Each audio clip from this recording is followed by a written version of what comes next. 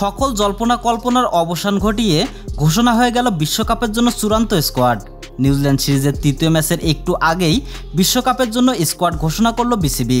এদিকে তামিমের বিশ্বকাপ স্কোয়াডে থাকা নিয়ে গত রাত থেকে শুরু হয়েছিল আলোচনা ও সমালোচনা। আর দুপুর হতে না হতেই সেই আলোচনার পাশ কাটিয়ে বিশ্বকাপের চূড়ান্ত স্কোয়াডে জায়গা পেলেন এই ওপেনিং ব্যাটসম্যান। প্রধানমন্ত্রীর কথা রাখতেই নাকি বিশ্বকাপ খেলবেন তামিম ইকবাল, এমনটাই জানিয়েছেন তিনি। এদিকে তামিম ইকবাল ছাড়াও দলে ফিরেছেন মাহমুদুল্লাহ রিয়াদ, তানজিদ তামিম ও মাহাদি হাসান। এছাড়া সৌম্য সরকার ও ইনামুল হক বিজয়কে রাখা হয়েছে স্ট্যান্ড বাই হিসাবে। সবকিছু ঠিকঠাক থাকলে আগামী 2-3 দিনের মধ্যে বিশ্বকাপ খেলতে ভারতের উদ্দেশ্যে উড়াল দেবে টাইগার বাহিনী। সাকিবের নেতৃত্বে এবার বিশ্বকাপ জিতবে বাংলাদেশ, এমনটাই আশা করছে লাখো ক্রিকেট ভক্তরা।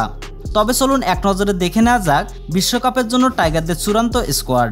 তামিম ইকবাল, লিটন দাস, নাজমুল হোসেন শান্ত, তৌহিদ হৃদয়, সাকিব আল হাসান, মুশফিকুর রহিম, মাহমুদুল্লাহ রিয়াদ, মেহেদী হাসান মিরাজ, তাসকিন আহমেদ, হাসান মাহমুদ, শরীফুল ইসলাম, মুস্তাফিজুর রহমান, শেখ মেহেদী হাসান, নাসুম আহমেদ ও তানজিদ তামিম।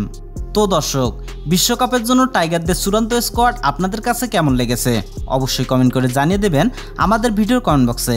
ধন্যবাদ।